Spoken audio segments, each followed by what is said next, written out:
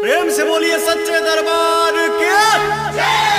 ओम जयंती मंगला काली भद्र काली कपालिनी दुर्गा क्षमा सेवा धात्री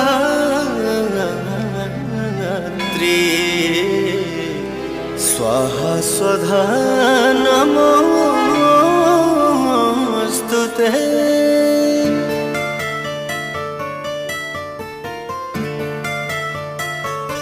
माई के आरती उतारो रे मंगल गीत गाओ रे। माई के आरती उतारो रे मंगल गीत गाओ रे। बड़ा भाग्य माई घरवा तयली तरल अंगनवा जे पौआई धैली। घिउआ के दिया जरा रे मैया जी के भोग लगा रे। माई के आरती उतारो रे मंगल गीत गाओ रे। जय जय जय माँ जय माँ, जय जय जय माँ जय माँ।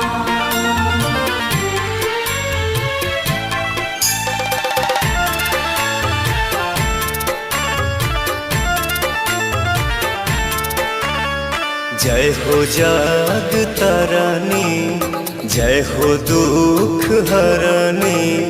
आइलू अपना बेटा के दुआर हई हम पुजरिया रखी नजरिया। सुखी रहे पूरा परिवार एहो पंडित जी शंख बजावा। सब जन मैया पे फूल बरसावा। मैया के चुनरी ओढ़ाओ रे हरी हरी चूड़ी चढ़ाओ रे। माई के आरती उतारो रे मंगल गीत गाओ रे।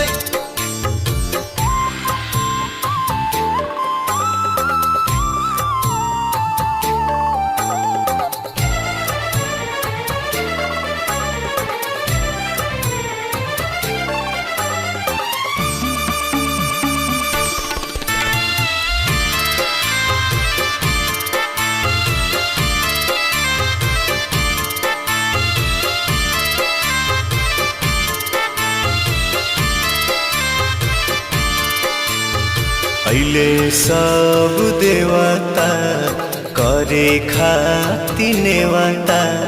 सज गइल सच्चा दरबार सभे पाँव पूजे चारों ओरिया गूंजे। माई तोहार जय जयकार श्याम देहाती आजाद गीतिया लिखले।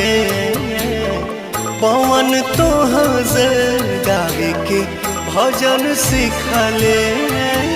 रानू अमित घंटी बजाओ रे संतोष दीपक टीका लगाओ रे। माई के आरती उतारो रे मंगल गीत गाओ रे।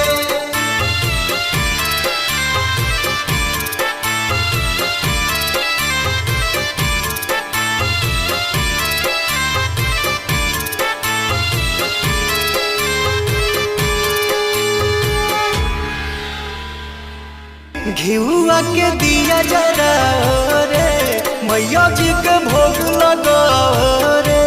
माई के